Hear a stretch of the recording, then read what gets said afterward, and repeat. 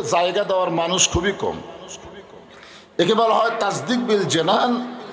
কলিজার মধ্যে যখন ইমানের জায়গা হবে, ওই মানুষের কাছে জীবনের চাইতে ইমানের দাম বেশি হবে।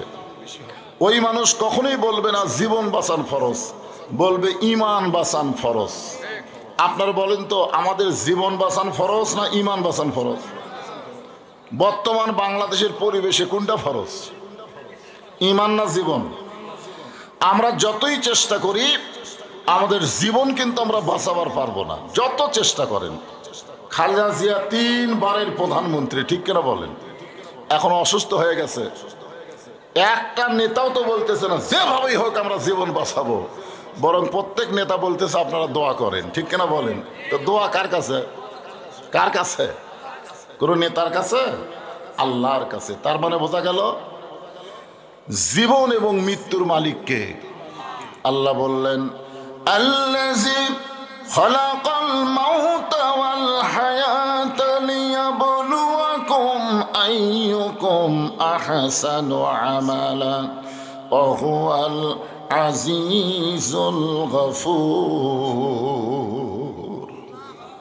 মৃত্যু এবং হায়াতকে সৃষ্টি করছেন কে? এমনি এমনি এমনি এমনি যে দুনিয়াতে যাও, দুনিয়াটা মস্ত বড়, খাওয়া দাওয়ার ফুর্তি মারো নাকি? এখন আমরা দুনিয়াতে আসার পরে আমরা অনেকেই দুনিয়া থেকে যাওয়ার কথা ভুলে যাই, যার কারণেই আমাদের দ্বারা অন্যায় অপকর্ম বেশি হয়, ঠিক কিনা বলেন? প্রত্যেকটা ধাপে ধাপে আমাদের হায়াতকে অতিক্রম করে আমরা কিন্তু মৃত্যুর দিকে অগ্রসর হচ্ছি। যতই চেষ্টা করেন আমাদের দিন দিন হায়াত বাড়তেছে না কমতেছে? কথাই বল, কথা কন, বাড়তেছে না কমতেছে? সবাই বলে বয়স বাড়ে, আমি বলি কমে রে। মনে করেন 50-60 বছর হায়াত নিয়ে আমরা এসেছি, আজকের দিনকে হায়াতের থেকে মাইনাস হলো না যোগ হলো? মাইনাস হয়ে গেল। তার মানে বোঝা গেল আমাদের হায়াতের একটা দিন শেষ। এই জন্য আল্লাহ বললেন খালাকাল মাউতা, আগে মৃত্যুর কথা বললেন, তারপরে বললেন অল হায়াতা। মৃত্যু এবং হায়াতের স্রষ্টা হলেন আল্লাহ। লিয়াবলুয়াকুম, তোমাদেরকে পরীক্ষা করা হবে, আইয়ুকুম আহসানু আমালা, সুন্দর আমলের পরীক্ষা হবে। কি আমল? কথা বলে না, সুন্দর আমল। আমাদের বাংলাদেশে বহু কাজ হচ্ছে, আমল মানে কাজ, কিন্তু সুন্দর হচ্ছে না। সুন্দর, এই কোরআনের মাহফিলে বসারও একটা সৌন্দর্য আছে, আছে না নাই? জোরে কেন আছে না নাই? এখানে আসলেন, হাট বাজারের মতন হো করলেন, কিছুক্ষণ দাঁড়িয়ে থাকলেন, চলে গেলেন, তাহলে হলো? এখানে আসার পরে সুন্দরভাবে বসতে হবে। এই যে আপনারা এদের মাঝে ফাঁকা রাখছে, মনে করছেন যে বিশাল একটা প্যান্ডেল করছে, তো এই প্যান্ডেলে এত লোক কোত্থেকে আসবে? কিছুক্ষণ পরে দেখবেন যে আর বসারই জায়গা হচ্ছে না। এই জন্যে সুন্দর করার জন্যে যার সামনে ফাঁকা আছে আল্লাহর হস্তে একটু জিকির করেন আর সামনের দিকে চাপেন। কি রাজি আছেন? পিছন থেকে তাকান লাগবেন, আমি যা বলতেছি সেটা শুনে। যার সামনে ফাঁকা আছে আল্লাহর হস্তে মাহফিলের সৌন্দর্য রক্ষা করার জন্য জিকিরের তালে তালে সামনে চেপে বসেন। লা ইলাহা ইল্লাল্লাহ, লা, আমি বলছি জিকিরের তালে তালে, জিকির করবেন না? ইয়া আইয়ুহাল্লাযীনা আমানু উযকুরুল্লাহা যিকরান কাসীরা। যখন দুনিয়াতে নামাজ, রোজা, হজ, যাকাত কিছুই ছিল না, তখন ছিল জিকির। অনেক সাহাবী এক ওয়াক্ত নামাজ না পড়ে দুনিয়া থেকে বিদায় নিয়ে চলে গেছে, তারা নামাজই পড়েনি। এরপরেও আল্লাহ তাদেরকে জান্নাত দিয়ে দিবে। কারণ কি জানেন? এই জিকির, জিকির, জিকির আফজালু জিকির লা ইলাহা ইল্লাল্লাহ। এই যে আমির হামজা এক ওয়াজে কইছে, মা খাদিজাতুল কুবরা এক ওয়াক্ত নামাজও পড়ে নাই, রোজাও করে নাই, হজও করেনি, যাকাত দেয়নি, এরপরও আল্লাহ তাআলা তার জন্য জান্নাত একটা ঘর বানাচ্ছে। আরশের আল্লাহ মা খাদিজাকে সালাম দিয়েছে। কি কারণে দিয়েছে? এই জিকির। কোরআনের কোন জায়গায় আল্লাহ বলে নাই বেশি বেশি নামাজ পড়ো, বেশি বেশি রোজা করো, বেশি বেশি দান করো, বেশি বেশি সদকা করো, বেশি বেশি যাকাত দাও, বেশি বেশি হজ করো। এ কথা আল্লাহ কোনো জায়গায় বলে নাই। কিন্তু আল্লাহ বলেছেন জিকরান কাসীরা, বেশি বেশি আল্লাহর জিকির করো। জিকিরের দাম কম না বেশি? এই জন্য আমি বললাম জিকিরের তালে তালে আসেন, আর আপনারা হো হো করতেছেন আর সামনে আসতেছেন। জিকির করবেন, জিকিরের তালে তালে সামনে এসে বসবেন। এই দরজাত কি হচ্ছে, এই দরজাত কি হলো রে, একটু হইছে হই কেন, আসা মাত্রই বসবেন। আল্লাহ ইমানদারকে লক্ষ্য করে বললেন, যারা আমাকে বিশ্বাস স্থাপন করেছ, আস্তাইনু বিসসবরি ওয়াসসালাহ ইন্নাল্লাহা মা'আস সাবিরিন। আল্লাহর কাছে যদি আমরা কিছু পাবার চাই, আল্লাহর কাছে চাই কি চাই না? কিসের মাধ্যমে? এমনি এমনি। এখন যদি বলে খালেদা জিয়ার জন্য দোয়া করো, ওরা হাত তুলে দোয়া করতেছে, অতই সোজা, অত সোজা না ভাইদান। এখানে আল্লাহ বলে দিচ্ছেন, যদি আমি আল্লাহর কাছে কিছু পাবার চাও তাহলে ধৈর্য আর নামাজের মাধ্যমে চাও। ধৈর্য আর নামাজ, খুব খেয়াল করবেন।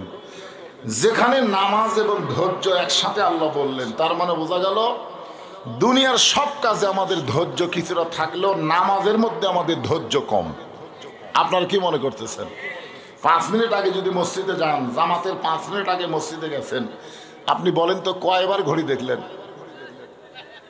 5 মিনিটের মধ্যে আপনারা কয়বার ঘড়ি দেখলেন? অথচ 4 স্টলের মধ্যে 1 ঘন্টা গল্প মারতেছেন, একবারও ঘড়ি দেখতেছেন না। ঠিক কেনা বলেন, কথা বলেন তো। মসজিদের মধ্যে গেলে এত সময়ের দাম দেন আপনি, কি সময়, আয় হায়, বাবার ঘড়ি দেখতেছে, আজকাল সময় লড়তেছে না রে, আজকাল ঘড়ি লড়তেছেন। মসজিদের মধ্যে ঢুকলে, নামাজের মধ্যে ঢুকলে দেখবেন মানুষ খালি পাড়াপাড়ি করে। অথচ আল্লাহ বলেছেন বিসসবরি ওয়াসসালাহ, ধৈর্য আর নামাজ। যদি আমার কাছে কিছু পাবার চাও তাহলে এই দুইটার বিনিময়ে চাও। আমি আপনাদের বোঝানোর জন্য বলতেছি, পৃথিবীর শ্রেষ্ঠ মুয়াজ্জিন, প্রথম মুয়াজ্জিন, তার নাম হলো হযরত বেলাল ইবনে রেবাহ। নাম কি? হযরত বেলাল ইবনে রেবাহ। আল্লাহ রাসূলের মুয়াজ্জিন ছিলেন। আল্লাহ রাসূল বলেছেন, পৃথিবীর সমস্ত মুয়াজ্জিন আজান দিলে মুসল্লির কান পর্যন্ত যেতেও পারে, কিন্তু হযরত বেলাল যখন আজান দেয়, এই আজান আল্লাহর আরশ পর্যন্ত পৌঁছে যায়। আল্লাহ রাসূল মুয়াজ্জিন সম্পর্কে বলেছেন, হাসরের ময়দানে সমস্ত মানুষের চাইতে মুয়াজ্জিনের মাথা উপরে থাকবে।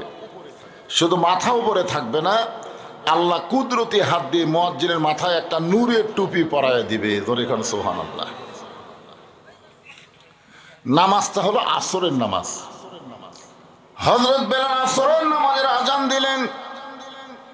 আজান শোনার সঙ্গে সঙ্গে মুসল্লি মসজিদ দিকে রওনা দিলেন।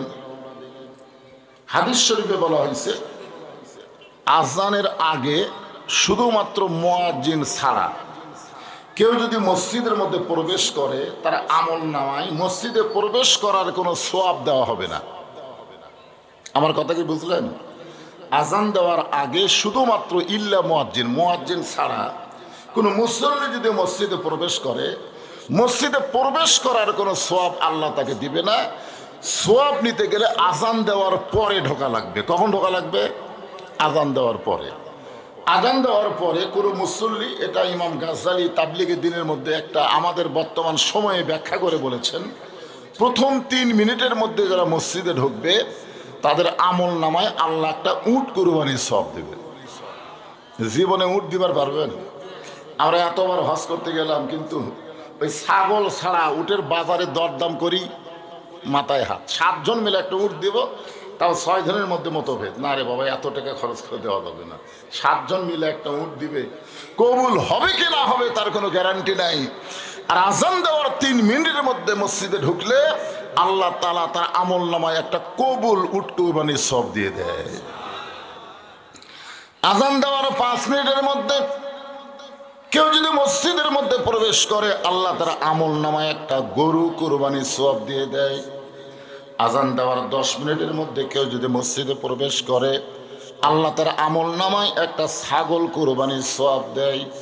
মুয়াজ্জিন যখন ইকামত দিবে, এমন সময় কেউ যদি মসজিদের মধ্যে প্রবেশ করে, তার আমল নামায় একটা ডিম অথবা মুরগি দানের সওয়াব দেওয়া হয়। মুরগি অথবা ডিম দান, কুরবানি নাই। মুরগি কুরবানি হয়? হয় না। ছাগল পর্যন্ত হয়। ইল্লা মাগরিব, শুধু মাগরিবের নামাজ ছাড়া। কোন নামাজ? আর মাগরিবের যদি এই নিয়ত করেন 3 মিনিট, 10 মিনিট, 5 মিনিট পরে যাবো, তাহলে যায় দেখবেন 10 মিনিট পরে ছাগলের জন্য যায় দেখেন জামাতই নাই। আছে? জামাত আছে? কারণ আপনারা জানেন যে 5 ওয়াক্ত নামাজের মধ্যে মাগরিবের নামাজের সময় কম। কেন কম এটা কি আপনারা জানেন? 5 ওয়াক্ত নামাজের মধ্যে মাগরিবের নামাজের সময় কম কেন এটা কি আপনারা জানেন? না জানলে বলবেন জানি না। না জানলেই তো জানবার পারবে। হ্যাঁ, অনেক মানুষ কিন্তু জানারও চেষ্টা করে না। এখন যে এটা বলতে যে হযরত বেলাল যে নামাজের আজান দিলেন, নামাজটা হলো আসরের নামাজ। কোন নামাজ? আসরের আজান শোনার পরে সাহাবীরা, মুসল্লিরা মসজিদ দিকে খালি ধেয়ে ধেয়ে আসতেছেন। কিছুক্ষণ পরে জামাতের সময় হয়ে গেল। জামাতের সময় হয়ে গেছে, এমন সময় হযরত বেলাল নামাজের আকামত শুরু করলেন। রাসূল তাকায় দেখে সামনে কাতারের ডান সাইডে একজন সাহাবী বসে আছেন। আকামত যখন মুয়াজ্জিন দিবে তখন মুসল্লিকে বসে থাকা যাবে না। নামাজের 13 ফরজের মধ্যে একটা ফরজ হলো দাঁড়িয়ে নামাজ পড়া। কি করে নামাজ পড়া? দাঁড়ায় নামাজ পড়া। সিয়ারত কথা তো বাদই দিলাম, সিয়ারত বসা তো বাদ দিলাম। এমনি যদি আপনি বসেন, এমনি বসলেন, তো আপনি কি সুস্থ না অসুস্থ? কথা কয় না। অসুস্থ মানুষের জন্য জামাতে নামাজ পড়া লাগবে। একটা দলিল দেখান। লোকটা অসুস্থ, দাঁড়াবার পারে না, ওই লোকটাকে জামাতে নামাজ পড়া লাগবে। তার তো একটা দলিল থাকা লাগবে। দলিল থাকা লাগবে না? তো দলিলবিহীন সওয়াব পাবেন কেমনে? এখন আল্লাহ কোরআনে বলতেছেন, লা ইকাল্লিফুল্লাহু নাফসান ইল্লা উসাহা। তোমার কষ্ট হবে এমন কিছু আমি আল্লাহ তোমাকে চাপায় দেইনি। আমার কথা কি বুঝলেন? সুস্থ সবল মানুষের জন্য জামাতে নামাজ পড়া। জামাতে নামাজ পড়লে আল্লাহ খুশি হয়ে তাকে 27 গুণ সওয়াব দিয়ে দিবে। সুবহানাল্লাহ। আসতে করলেন কেন? সবাই পড়েন না নাকি? জামাতে নামাজ পড়লে 1 নম্বর গুণ হলো সব দল ভাঙ্গা এক কাতার হয়। এটা হচ্ছে 1 নম্বর গুণ। ধরে কর কয় নম্বর গুণ? আমাদের বাংলাদেশের মসজিদের বাইরে আওয়ামী লীগ, বিএনপি, জাতীয় পার্টি, জামাত, তাবলিগ মসজিদে আছে না নাই? ধরে কর আছে না নাই?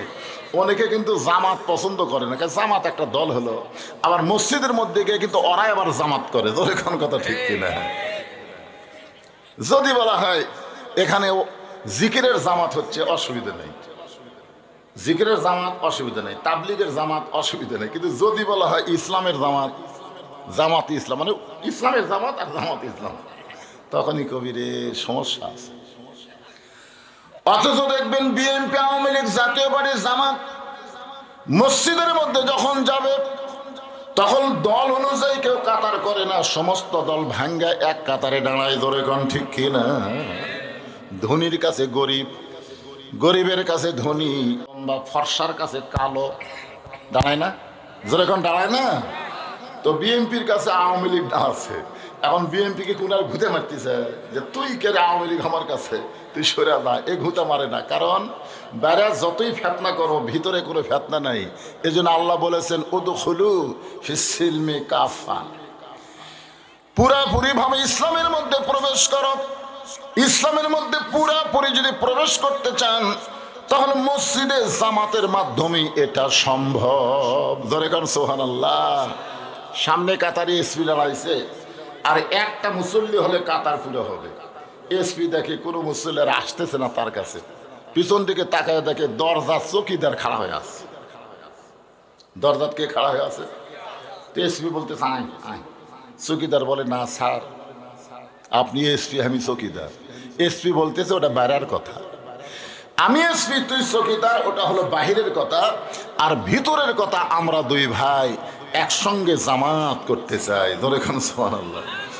এই কথা শোনার পরেও যখন চৌকিদার আসতেছে না, তখন এসপি নিজে কাতার ছাড়ে চৌকিদারে হাত ধরে বলতে, তো ডাকিতে যাস না কেন? কারণ ভয় লাগে। আরে পাগলা, ভয় কিসের? মসজিদের মধ্যে ঢুকে বলতেছেন পায়ের গোড়ালির সঙ্গে গোড়ালি মিল করা লাগবে, কারণ শুধু জামাতে নামাজ পড়লে হবে না, কাতার সোজা করা লাগবে। ঠিক কিনা বলেন? ঢুকলেন ঠিকই, কিন্তু কাতারের কোনো সাইজ নাই, হেঁটা উঁচা, তেরা বেঁকা তেরা বেঁকা। তাহলে 27 গুণ হবে। 27 গুণ লিবার গেলে কি করা লাগবে? পায়ের গোড়ালির সঙ্গে গোড়ালি মিল করা লাগবে। এসপি বলতেছে আমার গোড়ালির সঙ্গে গোড়ালি মিল কর। চৌকিদার বলতে স্যার আমি চৌকিদার, আমার পায়ের গোড়া ফাটা, আপনার তেল তেলার, যদি কষ্ট লাগে। কি মনে করতেছেন? এসপি বলতেছে আমরা দুই ভাই, কোনো সমস্যা নাই। এখান থেকে প্রমাণ হয়ে গেল 27 গুণ সওয়াব যদি আমরা নিবার চাই তাহলে কাতার সোজা করা লাগবে। আর কাতার সোজা করতে গেলে পায়ের গোড়ালির সঙ্গে গোড়ালি মিল করতে হবে। তাহলে যেই বেটা সিয়ারত বসছে আর পায়ের গোড়ালি কুটি আছে, তাহলে আপনি কি চাবেন আপনি 27 গুণ সওয়াব থেকে মাহরুম হন? এটা আপনি চাবেন? তাহলে আপনার কাতারে কোনো সিয়ার দেখলে আপনি আস্তে করে দ্বিতীয় কাতারত দিবেন। আপনি 27 গুণের জন্য সিয়ারটা ঠেলা দিয়ে কোথা দিলেন? দ্বিতীয় কাতারে দিলেন। দ্বিতীয় কাতারেরা চিন্তা করবে কে রে, ওরা যদি 27 গুণ পায় আমরা কয় গুণ নেব? ঠেলে সিয়ার তৃতীয় কাতার দিয়েছে। তৃতীয় কাতার বলতেছে একই কায়দা ভাই, আমাদের মধ্যে থাকার কোনো সুযোগ নেই। ও 4 নম্বর দিছে। ওই সিয়ার পার্টি যায় দেখে একজনও নাই, মানে 3 কাতারের মুসল্লি, ওই একলা একলা পিছনে থাকবে, কোনো কাতারের মধ্যে সিয়ার চলবি না। ধরে কোন কথা ঠিক, কোনো সিয়ার চলবে না। আর যদি আপনারা দেখেন যে সিয়ারওয়ালা আগে এসেই বসে গেছে, সিয়ার ছাড়া সিয়ারের মধ্যে বসেই গেছে, তখন তার ঠেলা দিলে যাচ্ছে না, তখন 4 জন মিলে সিয়ার কান্দত নিয়ে অকসহ সিয়ার কান্দত লিয়া বারান্দা থুয়ে আসবেন। ধরে কোন জায়গা থুয়ে আসবেন, কারণ 27 গুণ সওয়াব নিবার গেলে কোন সিয়ার চলবি। হ্যাঁ, এটা খেয়াল হবে। আরে কোন জায়গা কি আছে সেটা পরের কথা, আমার সওয়াবের দরকার। আমার কিসের দরকার? আমি বাড়ি ছাড়া মসজিদে গেছি এমনি এমনি। 27 গুণ সওয়াবের দরকার। আর সওয়াব নিবার গেলে শুধু জামাত করলে হবে না, কাতার সোজা করা লাগবে। এইটুকু বলে দিলাম। এখন আপনাদের দায়িত্ব, আমা আলাইনা ইল্লাল বালাক, আমার যা ছিল বলে দিলাম। এখন আপনারা কি করবেন সেটা আপনারাই বোঝেন। আল্লাহর নবী হযরত বেলাল যখন আকাবাত দেয়, এমন সময় লক্ষ্য করে দেখে সামনে একজন সাহাবী বসে আছেন, আকামত শুরু হয়ে গেছে, এমন সময় বসে আছেন। রাসূল বললেন কুমু লিল্লাহি কানিতিন। আল্লাহর কথা জোরে বলেন, কার কথা? কুম কুম কুম মানে কি? দাঁড়াও। লিল্লাহি কার জন্যে? কানিতিন। শুধু দাঁড়ালে হবে না, আনুগত্য নিয়ে দাঁড়াতে হবে। কারণ তুমি যার সামনে দাঁড়াইলা তিনি কোনো এসপি ডিসি না, তিনি কোনো প্রধানমন্ত্রী প্রেসিডেন্ট না, তিনি হলেন স্বয়ং আল্লাহ। জোরে কোন কথা ঠিক কিনা? মসজিদে যখন আমরা দাঁড়াই কার সামনে দাঁড়াই? তো আল্লাহর সামনে দাঁড়ালে কোনো মশান চলবি? মশান তো সিয়ারত যারা বসে থাকে ওরা তো মশান মারে। জোরে কোন কি মারে? ওই হেঁটে হেঁটে মসজিদে আসলো, আসার পরে বেটা সিয়ারত বসলো। তোমাকে যদি খাটনি দিয়ে মসজিদে আনতো, খাটনিত করে লিয়াচ্ছে, লোকটা হাঁটবার পারে না, তখন একটা ভিন্ন কথা। কিন্তু হেঁটে হেঁটে তুমি বাজার করো, 10 কেজি ব্যাগ লিয়ে তুমি 2 কিলো হাঁটো, আর মসজিদে আসলে বলে আমি পারি না ভাই, আমি পারি না ভাই, এই ইয়ের কি আল্লাহর ঘর চলবি না? তোর এখন কথা ঠিক কিনা?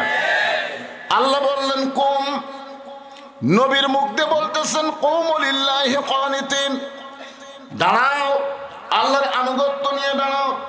ওই সাহাবী ছোট বাচ্চার মতন কাঁদতেছে, যে সাহাবীর সামনে কাতারে বসে আছেন ওই সাহাবী ছোট বাচ্চার মতন কাঁদতেছে। আল্লাহ রাসূল বলে কান্দো কেন? বলে হুজুর, হযরত বেলাল যখন আজান দিছে, আজান শোনার পরে আমি মসজিদে আসবার চাই, কিন্তু আজকে 3 দিন হলে না খাওয়ার কারণে আমার দেহ এত দুর্বল হয়ে গেছে। কিন্তু আপনি বলেছেন পুরুষ মানুষ বাড়িতে নামাজ পড়লে ওই ব্যক্তির উপর শুধু রাগ হয় না, ওই বাড়ি আগুন দিয়ে পুড়ে ছাই করে দিই।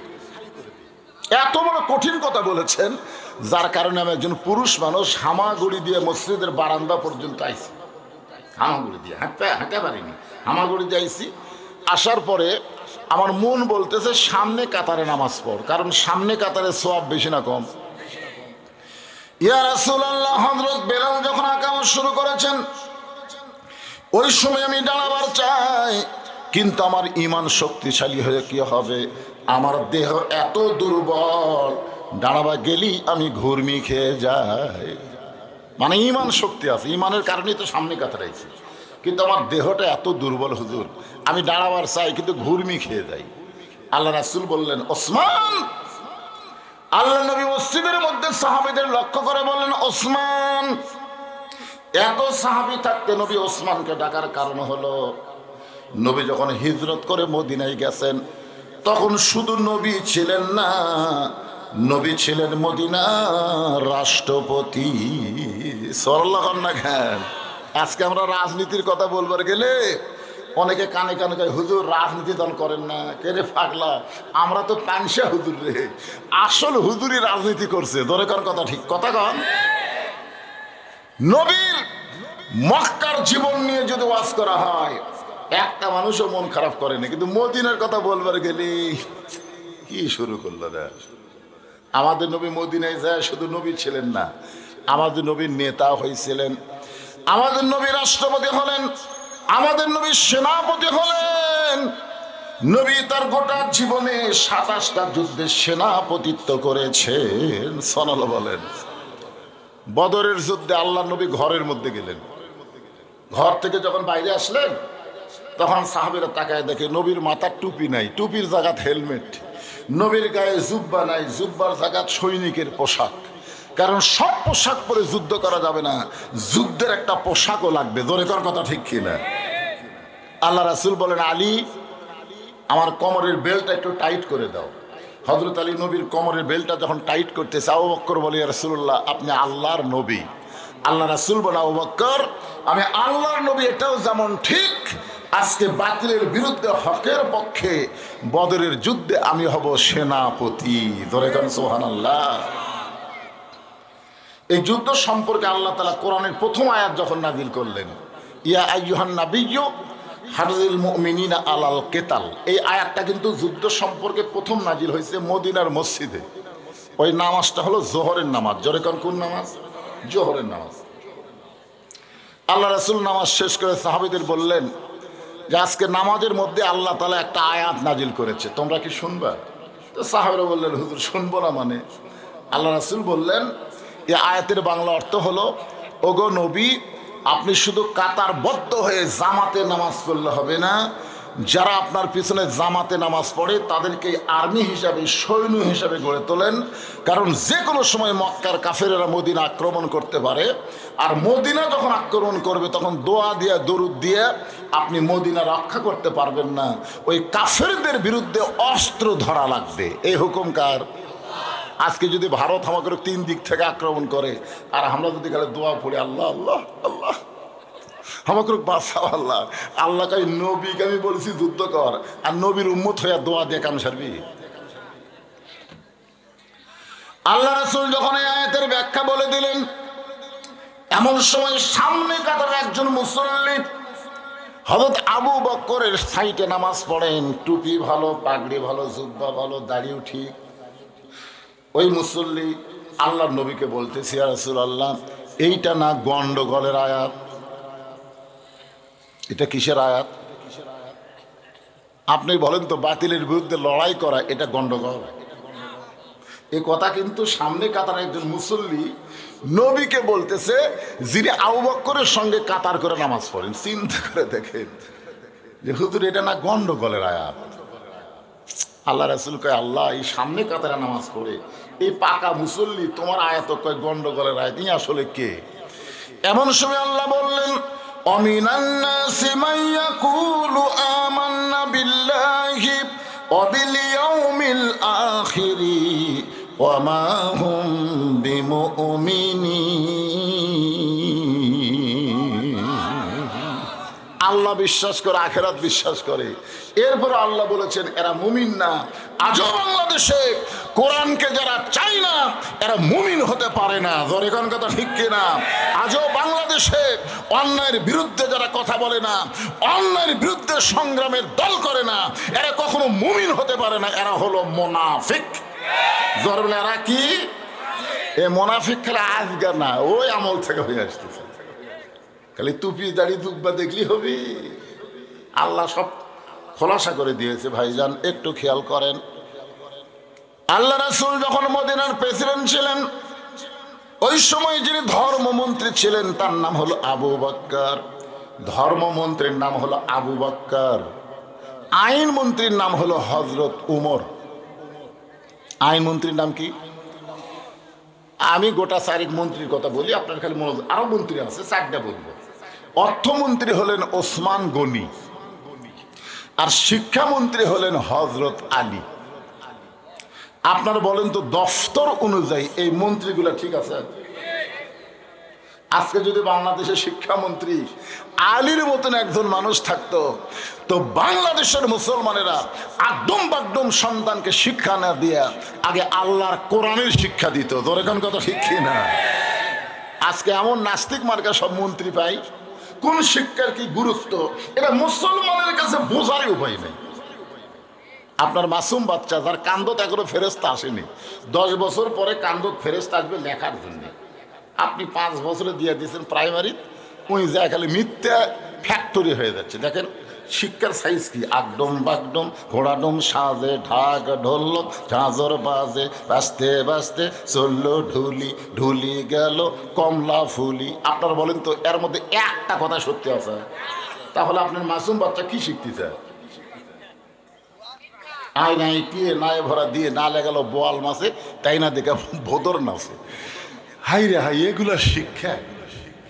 মুসলমানের সন্তান এইগুলা শিক্ষা করবে না। মুসলমানের সন্তান শিক্ষা গ্রহণ করবে যার মধ্যে কোনো সন্দেহ নাই, ভুল নাই, যে কোরআনে মুত্তাকিদেরকে হেদায়েত দেয়। প্রথম শব্দ কি? ইকরা, পড়ো। মুসলমান পড়ো। নবীকে আল্লাহ বলেছেন পড়ুন। বিইসমি রাব্বিকাল্লাযী খলাক, যে আল্লাহ আপনাকে সৃষ্টি করেছেন সে আল্লাহর নামে পড়েন। আজে বাজে কোনো পড়া মুসলমান পড়বে না, আল্লাহর পড়াটাই মুসলমান পড়বে। জোরে কোন কথা ঠিক কিনা? হ্যাঁ, আজকে সেই শিক্ষামন্ত্রী আছে। আজকে হযরত আলীর মতন শিক্ষামন্ত্রী থাকলে ঘোষণা করতেন খায়রুকুম মান তাআল্লামাল কোরআন ওয়া আল্লামাহ। ওই ব্যক্তির চাইতে দামি সম্মানী কোনো ব্যক্তি নাই যে ব্যক্তি নিজে কোরআন পড়ে এবং অপরকে কোরআনের শিক্ষা দেয়। জোরে কোন সুবহানাল্লাহ। তাহলে ধর্মমন্ত্রীর নাম কি ভুলে গেছেন? হযরত আলী ধর্মমন্ত্রী। আচ্ছা, আপনার ওয়াজ কোন পর্যন্ত লিয়াছেন? না বক্তা যে ওয়াজ করে ওয়াজ আপনার কত দূর পর্যন্ত লিয়াছেন? দাদা নাতি ওয়াজ শুনবার কাছে, দাদার নাতি ওয়াজ শুনবার কাছে, বুঝলেন? তা আজকে একটা খাড়িয়া বাচ্চা, ছোট নদীকে আমাদের এলাকার খাড়িয়া বলে, এক বুক পরিমাণ পানি, দাদা পার হচ্ছে নাতিও পার হচ্ছে, কিন্তু নাতি ভিজে গেছে, দাদার কিছু হয়নি। তো নাতি কয় দাদা আপনি কি জাদু জানেন নাকি? এক বুক পরিমাণ পানি আপনার কাপড় ভেজে না, পানিও যত বেশি কাপড় উঠছে তত উপর, ভিজবে কেন? তখন নাতি বলতেছে দাদা ফরজ তরক করা কবিরা গুনে। আরে পাগলা, তুই ওয়াজ না খারাপ পর্যন্ত আসিস কেন? আমি এত বছর ওয়াজ শুনি, যেখানে ওয়াজ সেখানেই তুই আসিস। তো আপনারা তো এখনই শুনে এখনই ভুলে গেছেন। এ ভাই, পিছনে জায়গা হচ্ছে না, একটু আল্লাহর রাস্তায় চাপা বসেন তো, যার সামনে ফাঁকা আছে। এই দেখা লাগবে না, দেখা লাগবে না, সামনে চাপেন, আল্লাহর রাস্তায় জিকিরের তালে তালে সামনে চেপে যেয়ে বসেন। লা ইলাহা ইল্লাল্লাহ, লা ইলাহা ইল্লাল্লাহ, জোরে লা ইলাহা। আমি জিকির দিলাম চাপার জন্যে। হ্যাঁ, সামনে চাপেন আর জিকির করেন। লা ইলাহা ইল্লাল্লাহ, লা ইলাহা ইল্লাল্লাহু মুহাম্মাদুর রাসূলুল্লাহ সাল্লাল্লাহু আলাইহি সাল্লাম। আচ্ছা, প্রতিদিন যে সময় ঈশার নামাজ হয়, আগে আপনাদের বলে রাখি, আজকে ঈশার নামাজ তার থেকে যদি 1 ঘন্টা পরে হয়, আপনাদের আপত্তি আছে? হ্যাঁ, কোনো আপত্তি করবেন না, কারণ ঈশার নামাজ বেশি রাতে পড়াটাই রাসূল পছন্দ করতেন, কিন্তু আমাদের কষ্ট হবে দেখে ওয়াক্তের প্রথমেই আমরা পড়ি। এশার ওয়াক্ত একেবারে কিন্তু বিশাল লম্বা ওয়াক্ত, আপনারা জানেন, রাত 12টার আগ পর্যন্ত এশার ওয়াক্ত। কিন্তু আমাদের ঘুম বেশি, তো কেউ তো এশা পড়ে ঘুমায় না, কিন্তু তারপরে আমরা আগে পড়ি।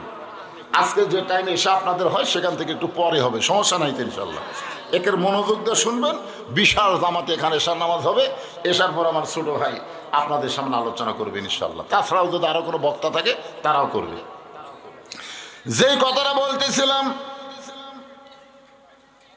আবু বকর রাদিয়াল্লাহু হলেন ধর্মমন্ত্রী। জোরে কোন কি মন্ত্রী?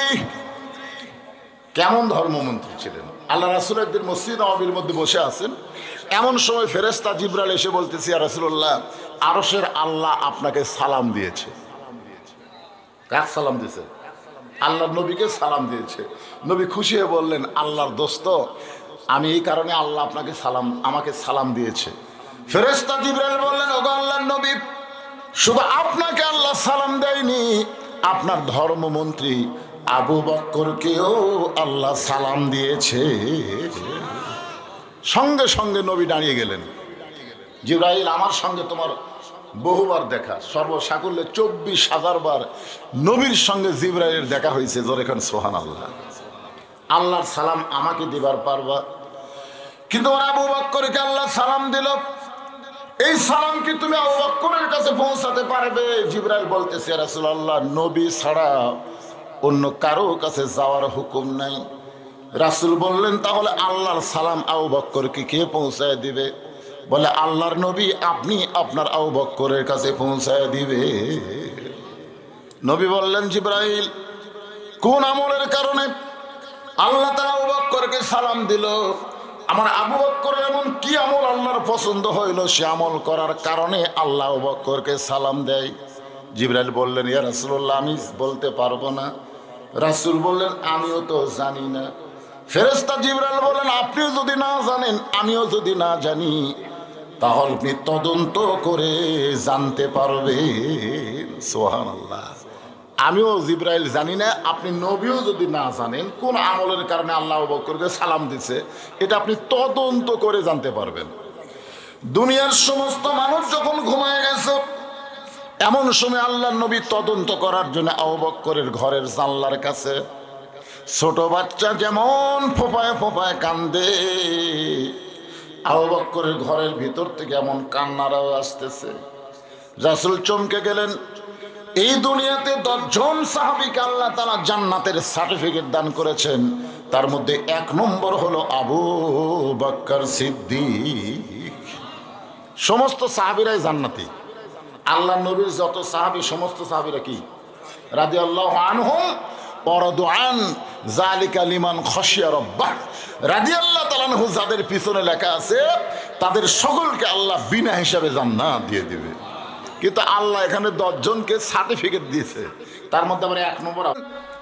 যেই মানুষটা জান্নাতের 1 নম্বর, দুনিয়ার সবাই যখন ঘুমায় ওই মানুষটা এমন করে কান্দে কেন? রাসূল শুধু তদন্ত করার কিছুই বললেন না। নবী মসজিদ নববীতে গেলেন, ফজরের নামাজ আদায় করার পরে নবী সাহাবীর দিকে মুখ ঘুরে দেখলেন আবু বকর বরাবর যিনি দাঁড়াবেন তার নাম হলো ওমর। ওমর যখন ইমাম হবে, ওমর বরাবর যিনি দাঁড়াবে তার নাম হলো ওসমান গনি। ওসমান গনি যখন ইমাম হয়ে যাবে, ওসমান বরাবর যিনি দাঁড়াবেন তার নাম হলো হযরত আলী। আমার আলী যখন ইমামতি করবে, আলী বরাবর পিছনে। নবী কোন সাহাবীর নাম বলতেছেন না। সাহাবীরা বললেন, ইয়া রাসূলুল্লাহ, হযরত আলী যখন ইমামতি করবে, আলী বরাবর পিছনে কে দাঁড়াবে? রাসূল বললেন, মা ইয়ান্তিকু আনিল হাওয়া ইন হুয়া ইল্লা ওয়াহয়ুহা। আমি রাসূল ততক্ষণ পর্যন্ত বলতে পারি না যতক্ষণ আল্লাহ আমাকে না বলায়। এ আলী পর্যন্ত হলো খোলাফায়ে রাশিদিন। জোরে কর সুবহানাল্লাহ। কি চিল্লা চিল্লি রে, কি হইছো? হ্যাঁ, এ মেলাত যাও, এখানে যদি জায়গা না হয় মেলাত যাও। প্রতিদিন রাত 10টার আগে 1 টাকা পাওয়া যায় না। আমরা তো ওয়াজ করি 10টার থেকে, বুঝলেন? এই সময় খালি মেলাত হইচই করে। আজকে মেলা বাদ দিয়ে সব মাহফিল আইছে। তার মানে বোঝা গেল মাগরিব থেকেও চেষ্টা করলে ওয়াজ হয়। তোর কোন কথা ঠিক কিনা ভাই জান? হ্যাঁ, কিন্তু আমরা মনে করি 10টার আগে খাওয়া দাওয়া করে তারপরে হইচই না করে মাহফিলের ভলেন্টিয়ারদের বলতেছি, জবানকে সংযত রাখেন।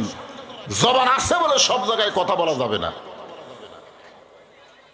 আল্লাহ রাসূল বলেন, আবু বকর, তুমি গোপনে গোপনে এমন কি আমল করো যে আমল করার কারণে আরশের আল্লাহ তোমাকে সালাম দেয়? আবু বকর বলে, রাসূলুল্লাহ, আমি এমন কোন আমল করি না যে আমল করার কারণে আল্লাহ আমাকে সালাম দিবে। রাসূল বলতেছেন, জিবরাইলের মাধ্যমে আরশের আল্লাহ তোমাকে সালাম দিয়েছে। সঙ্গে সঙ্গে আবু বকর ছোট বাচ্চার মতন কাঁদতে কাঁদতে পড়ে গেলেন। সালাম কে দিছে? আল্লাহর সালাম পায়া। আমরা এমপির সালাম পায় যে খুশি হই, আমাকে এমপি সালাম দেয় রে, আর কি মশান। আর মন্ত্রী যদি দেয় ওর তো পাও মাটিতে পড়বি না। কথা কন ঠিক কিনা? একবার অনলাইনে হাসিনা সালাম দিচ্ছিল না, সালাম দিচ্ছিল, ও আলাইকুম করলেই শুনবার পাচ্ছিল না। মানে কম্পিউটার দিয়ে সমস্ত মানুষের কাছে একবার সালাম দেয়। ওই চাষটলে গল্প করতেছে, প্রধানমন্ত্রী আমাকে সালাম দিচ্ছে। আরে পাগলা, সবাইকে দিচ্ছে। স্বয়ং আল্লাহ তাআলা আরশ থেকে সালাম দিয়েছে, তুমি এমন কি আমল করো আবু বকর? আবু বকর বলে, রাসূলুল্লাহ, এমন কোন আমল আমি করি না যে আমল করার কারণে আরশের আল্লাহ আমাকে সালাম দেবে। রাসূল বললেন, আমিও জানতাম না, জিবরাইলও জানতো না, তুমিও জানো না, কিন্তু তদন্ত করার পরে আল্লাহ পাক আমাকে জানাইছে, দুনিয়ার সবাই যখন ঘুম পাড়ে তখন তোমার ঘরের ভিতর থেকে কান্নার শব্দ কেন আসতেছে? আবু বকর বলে, রাসূলুল্লাহ, অমিনাল লাইলি ফাতাহাজ্জাত বিহি নাফিলাতাল লাক। রাতের এমন একটা অংশ আছে যে অংশে আল্লাহ তাআলা তাহাজ্জুদের নামাজ আমাদের জন্য নফল করে দিয়েছে। সুবহানাল্লাহ বলেন। আপনারা সে অংশ চেনেন? মুসলমানের বাচ্চারা 5 ওয়াক্তই ঠিক মতো পড়ে না, আবার তাহাজ্জুদ। সাহাবীরা জিজ্ঞাসা করলেন, ইয়া রাসূলুল্লাহ, 5 ওয়াক্ত নামাজ আর তাহাজ্জুদের নামাজ সম্পর্কে যদি আমাদের একটু বলে দেন। আল্লাহ রাসূল বললেন, 5 ওয়াক্ত নামাজ হলো ইবাদত আর তাহাজ্জুদের নামাজ হলো মাহাব্বত। 5 ওয়াক্ত নামাজ হচ্ছে ইবাদত আর তাহাজ্জুদের নামাজ কি? মহাব্বত। তো সাহাবীরা বললেন, হুজুর, ইবাদত আর মহাব্বতের তফাৎ কি? রাসূল বললেন, ইবাদতের বিনিময়ে মানুষ জান্নাত চায় আর মহাব্বতের বিনিময়ে মানুষ আল্লাহ চায়। ইবাদতের বিনিময়ে কি চায়? আল্লাহুম্মা ইন্না নাসআলুকাল জান্নাতা নাউযু বিকা মিনান নার। আল্লাহ তুমি আমাকে জান্নাত দিও, আল্লাহ তুমি জান্নাত দিও। এটা হলো ইবাদতের বিনিময়। আর মহব্বতের বিনিময়ে বান্দা জান্নাত চায় না, স্বয়ং জান্নাতের মালিক আল্লাহকে চায়। জোরে কাট সুবহানাল্লাহ। আল্লাহ রাসূল তাহাজ্জুদ নামাজ সম্পর্কে বললেন, আনতাবুদুল্লাহ কাআন্নাকা তারাহু ফাইন লাম তাকুন তারাহু ফাইন্নাহু ইয়ারাকা।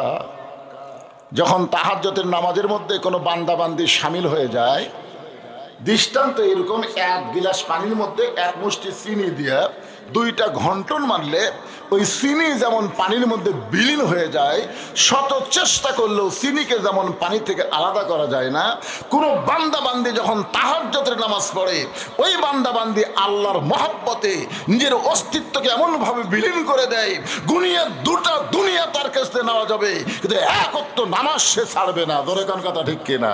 মানে আল্লাহর ইবাদতের মধ্যে নিজকে একেবারে বিলীন করে দেয়। এটা তাহাজ্জুদ না বললে কিন্তু হবে না। খালি 5 ওয়াক্ত দিয়ে হবে না, মাঝে মধ্যে অলসতা আসবে, কিন্তু তাহাজ্জুদ ধরেন এই 5 ওয়াক্তের মধ্যে কোনো অলসতা আসবে না, খালি পড়তেই মন চাবে। আবু বকর বলে, রাসূলুল্লাহ, তাহাজ্জুদের নামাজ আদায় করার পরে এখনো হযরত বেলাল ফজরের আজান দেয় নাই, মাঝখানে যে সময়টা পাইলাম ওই সময় আমি আবু বকর মুরাকাবা মুশাহিদা, তরিকতের লাইন আছে মুরাকাবা মুশাহিদা, এইগুলা কথা বললে অনেকে বলবে হুজুর আবার পীরের দলত গেল নাকি। না, মুরাকাবা মুশাহিদা বোঝেন? মুরাকাবা মুশাহিদা, আল্লাহর মহব্বতের সাগরে ডুব দিলাম। এমন সময় কে যেন বলতেছে, হাসরের ময়দানে আল্লাহ সবাইকে জান্নাত দিবে, শুধু একজন ব্যক্তিকে আল্লাহ জাহান্নাম দিবে। আমি আবু বকরের এত ভয়, ওই একজন ব্যক্তি যদি আবু বকর হয়। আবু বকর বলে, রাসূলুল্লাহ, হাসরের ময়দানে কে যেন ঘোষণা করে দিল, আজকে হাসরের ময়দানে সবাই জান্নাতে যাবে, শুধু একজন ব্যক্তিকে জাহান্নাম দেওয়া হবে। আমার কলিজায় এত ভয়, ওই একজন ব্যক্তি যদি আবু বকর হয়। সঙ্গে সঙ্গে নবী আমার আবু বকরকে বুকের সঙ্গে জাপটে ধরে বলেন, আল্লাহ, যে মানুষটাকে আপনি জান্নাতের 1 নম্বর সার্টিফিকেট দিলেন, সেই মানুষটাও জাহান্নামের ভয় এমন করে কান্দে। আল্লাহ, কোন আমলের কারণে আবু বকরকে আপনি সালাম দেন? আল্লাহ বলেন, হাবিব, ইন্না আকরামাকুম ইনদাল্লাহি আতকাকুম, ওই ব্যক্তি সবচাইতে দামি হয় যার কলিজার মধ্যে আল্লাহর বেশি ভয়, আর তার জন্য আরশের আল্লাহর সালাম হয়। সালামুন আলাইকুম তিবতুম ফাদখুলুহা খালিদিন। ওই সময় অর্থমন্ত্রী ছিলেন ওসমান গনি। দরকার কি? আল্লাহ রাসূল ডাকলেন, ওসমান। ওসমান বলে, লব্বাইক ইয়া রাসূলুল্লাহ, আমি তো আপনার সামনেই দাঁড়িয়ে আছি। ওসমান গনিকে আল্লাহ রাসূল বলে, ওসমান, আল্লাহ তোমাকে এত সম্পদ দিছে, আল্লাহ তোমাকে এত সম্পদ দিছে, আর তোমার ভাই আজকে 3 দিন হলে না খেয়ে আছে।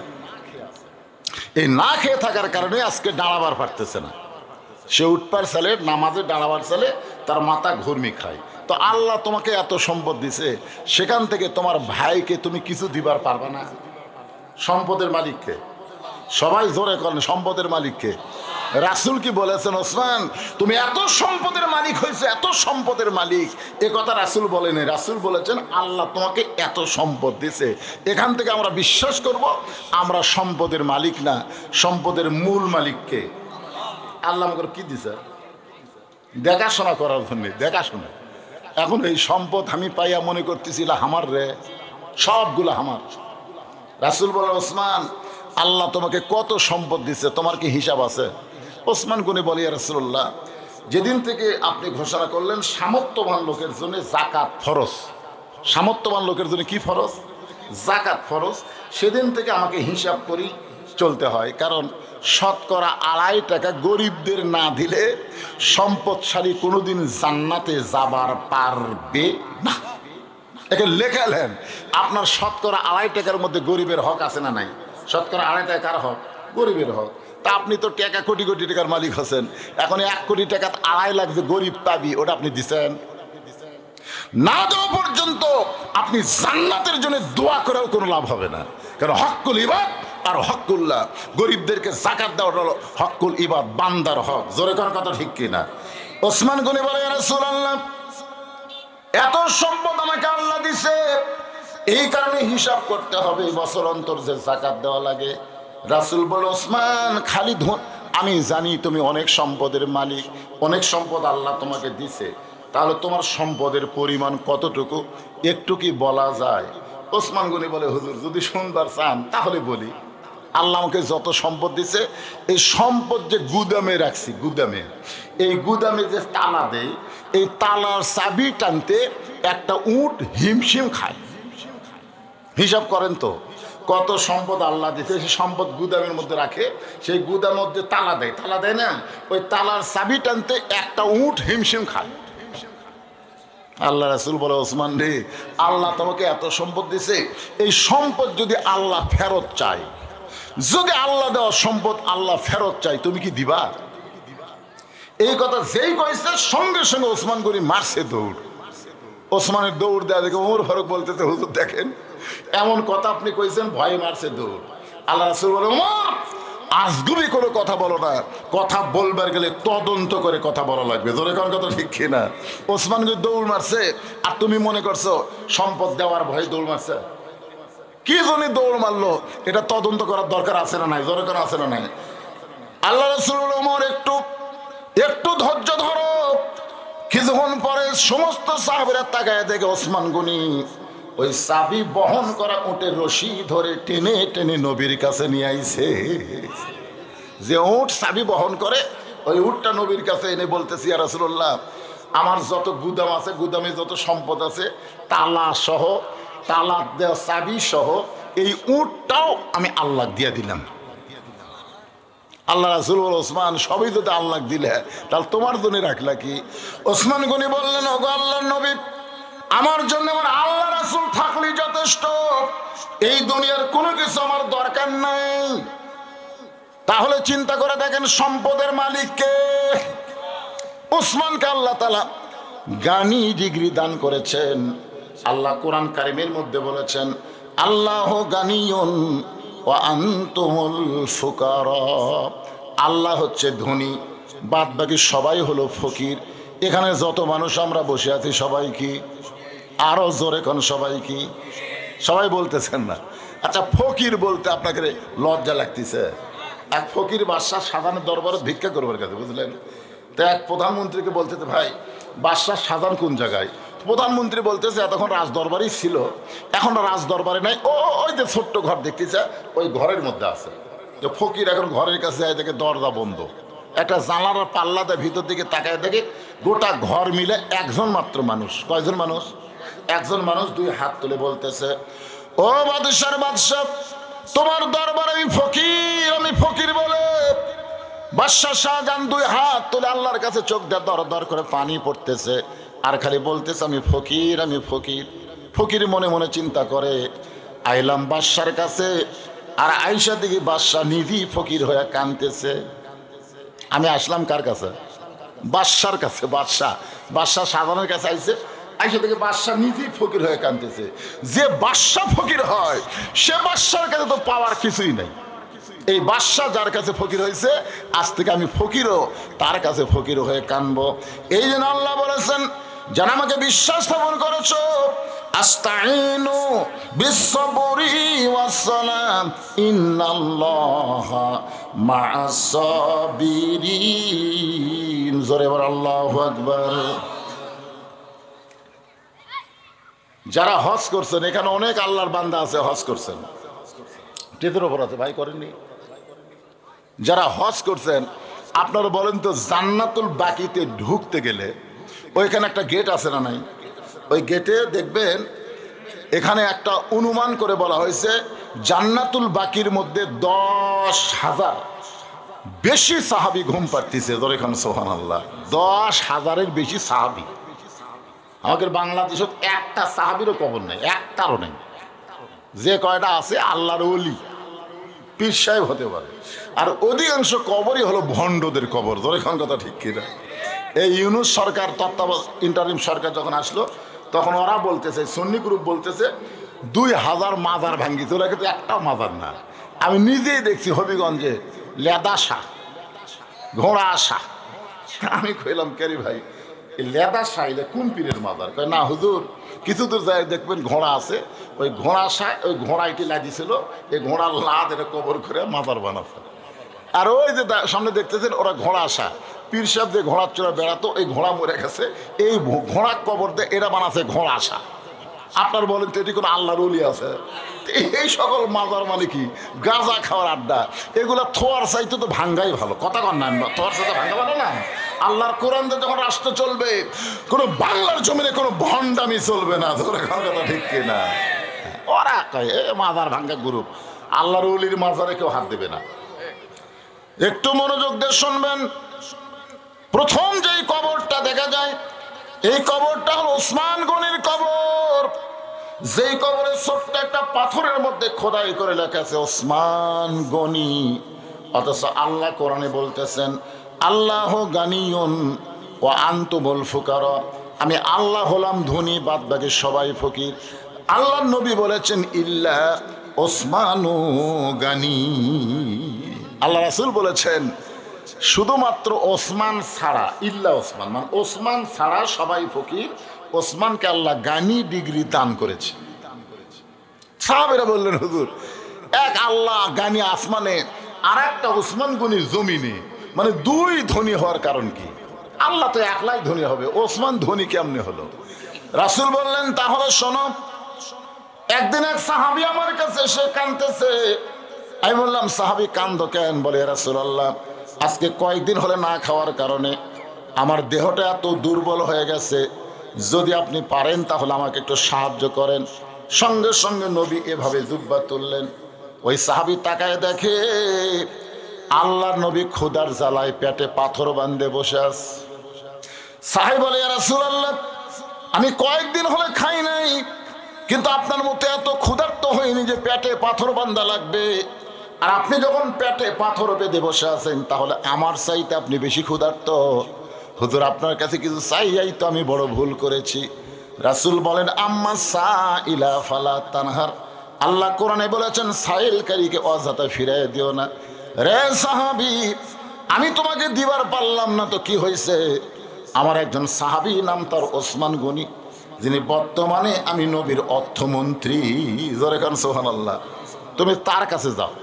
তো নবীর কথা মতো সাহাবী ওসমান গনির দরবারে সন্ধ্যার সময় গেছে, কিন্তু পাওয়ার জন্যে যাই দেখে ওসমান গনির বাতিতে একটু আলো বেশি, তখন তো সলতার বাতি, আলো একটু বেশি হয়েছে। ওসমান গনি আলো টেনে টেনে কমাচ্ছে। গরিব কয় সামান্য একটা বাতি জ্বলতেছে, আর এই বাতির সলতা টেনে যে আলো কমায়, ই তো কৃপণের কৃপণ রে, ই আমার কি ধান করবি। মনের দুঃখে নবীর কাছে এসে বলতেছি, রাসূলুল্লাহ আপনি দিবার পারেন না ঠিক আছে, কিন্তু এমন কৃপণের কাছে আমার কেন পড়াচ্ছেন? রাসূল বলে তুমি চাইছো, পরিবেশে চাওয়ার সাহস পেলাম না। আল্লাহ নবী বলেন আবার যাও, আবার যাও। পরদিন সকালবেলা ওই গরিব সাহাবী ওসমান গনির দরবারে এসে দেখে ওসমান গনি একটা বালিশে মাথা দিয়ে ঘুম পাড়ছে। ওই বালিশ ফেটা তুলা ঘরের মাঝেই পড়ছে। ওই তুলাগুলো আঙ্গুল দিয়ে খোঁটায় খোঁটায় ওসমান গনি বালিশের খোলের মধ্যে ঢুকাইতেছে। হঠাৎ নাকের নিঃশ্বাসে একটা তুলার ফুলঙ্গি উঠতেছে। ওসমান গনি এটা খফ করে ধরে আবার বালিশের মধ্যে ঢুকাই। গরিব মনে মনে কয় আল্লাহ, এরকম তুলে যদি আমার ঘরে পড়তো আমি শামটা দিয়ে ঝাড় দিতাম, কোনোদিন কুড়ে কুড়ে বালিশের মধ্যে ঢুকাইতাম না। এত কৃপণের কাছে আল্লাহ নবী আমার কেন ফাটাইলেন? চলে গেলেন নবীর কাছে, ওগো নবী আপনি দিবার পারবেন না ঠিক আছে, কিন্তু এমন কৃপণের কাছে আমার কেন ফাটালেন? আল্লাহ রাসূল বললেন তুমি কি তোমার অভাবের কথা কইছো? বলে পরিবেশে বলার সাহস পাইলাম না। রাসূল বলেন আবার যাও। পরদিন সকালবেলায় ওই গরিব সাহাবী ওসমান গনির দরবারে নবীর কথা মতো আইছে। আয়সা থেকে ওসমান গনি শুয়ের মধ্যে সুতা ঢুকাইবে, কোলের মধ্যে একটা পাঞ্জাবির কয়েক জায়গায় ছিঁড়ে গেছে, ওই ছিঁড়া জায়গায় সেলাই করবে, কিন্তু শুয়ের মধ্যে সুতা ঢুকাবার পারতেছে না। চোখের জ্যোতি কমে দেওয়ার কারণ ওসমান গনি নিজের হাতে 30 পারা কোরআন শরীফ লিখেছে। জোরে কারণ সুবহানাল্লাহ। এই কারণে হয়তো আল্লাহ তার চোখের পাওয়ার একটু কমে দিছে। ওসমান গনি শুয়ের মধ্যে সুতা ঢুকাবার পারতেছেন না। সুতা ঢুকাইতে যায় আর একদিকে সুতা চলে যায়, কিন্তু সুয়ের ছিদ্রের মধ্যে সুতা ঢোকে না। গরিব মনে মনে কয় আল্লাহ, এত সম্পদ তুমি তার দিছে, হাজার হাজার নতুন পাঞ্জাবি কিনে পারবে, আর ছিঁড়া পাঞ্জাবি সিলাই করবি, কি কৃপণ রে। কিন্তু বিপদ হলো শুয়ের মধ্যে সুতা ঢুকতেছে না। গরিব সালাম দিছে, আসসালামু আলাইকুম ওসমান ভাই। ওসমানকে ওয়ালাইকুম আসসালাম। ভাই কখন আইছেন? বলে রাস্তা দিয়ে যাচ্ছিলাম, শুয়ের মধ্যে সুতা ঢুকতেছে না। কয় না ভাই রে, আমি তাহলে ঢুকে দেই। গরিব এসে যাই শুয়ের মধ্যে সুতা ঢুকাই দিছে। ওসমান খপ করে হাত ধরছে। বলে আমার হাত ধরলেন কেন? শুয়ের মধ্যে সুতা ঢুকাইয়া আমার ছিঁড়া পাঞ্জাবি সেলাই করার সুযোগ করে দিলে, এর বিনিময়ে তুমি কি নিবা? গরিব মনে মনে কয় 3 বার যা দেখছি, এ কৃপণের কাছে কি চাবো? বলে কোনো চাওয়া নাই, হাত ছেড়ে দেন। ওসমান গনি বলে ভাইজান বিনিময়ে তুমি কি নিবা? গরিব বলতে ম্যানেজার। এমন সময় ম্যানেজার সাহায্য হয়ে বলতে যে হুজুর আমারে ডাকলেন কেন? বলে আমার এই ভাই আমার শুয়ের মধ্যে সুতা ঢুকাইয়া আমাকে ছিঁড়া পাঞ্জাবি সেলাই করার সুযোগ করে দিল, বিনিময়ে একে 100 উট দিয়া দাও। গরিব কয় হুজুর কি করলেন? সামান্য শুয়ের মধ্যে সুতা ঢোকানোর কারণে আপনি যদি আমার 100 উট দেন, তাহলে আমি কি দেখলাম? ওসমান গনি বলে ম্যানেজার, ও ম্যানেজার, ওই ফার্মের মধ্যে কত উট আছে? বলে 2000-এর বেশি হবে। বলে সব আমার গরিব ভাইকে দিয়ে দেন। গরিব জোর হাত করে বলতেছে হুজুর আমি গরিব মানুষ, এত উট নিয়ে আমি কি করব? তবে পরপর 3 বার আমি কি দেখলাম? ওসমান গনি বলে তুমি কি দেখছো ভাই? বলে প্রথম দেখলাম আলো বেশি হয়েছে বলে আলোর শোলটা টানে আলো কমায় দিলেন। তারপরে দেখলাম বালুস ফাইটে গেছে, তুলা খোটায় খোটায় খোলের মধ্যে ঢুকাইলেন।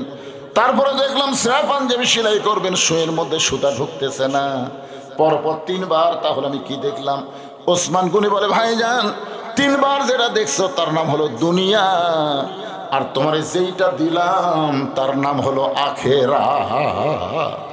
এই দুনিয়ার আলোর দরকার ওসমানের নাই, এই দুনিয়ার ভালো বালিশের দরকার ওসমানের নাই, এই দুনিয়ায় ভালো পাঞ্জাবির দরকার ওসমানের নাই। ওসমান হলো আখেরাতের কাঙ্গাল। বাল তুসিরুনাল হায়াতাদ দুনিয়া ওয়াল আখিরাতু খায়রু ওয়া আবকা। আল্লাহু আকবার। সে ওসমানকে নবী বলতেছেন ওসমান তোমার ভাই আজকে 3 দিন হলে না খেয়ে আছে, এই না খেয়ে থাকার কারণে দুর্বল হয়ে গেছে। আকামত বেড়াল দেয় উঠপার চাই কিন্তু ঘুরমি খায়। আল্লাহ তোমাকে এত সম্পদ দিছে, তুমি কি তোমার ভাইকে কিছু দিবার পারবা না?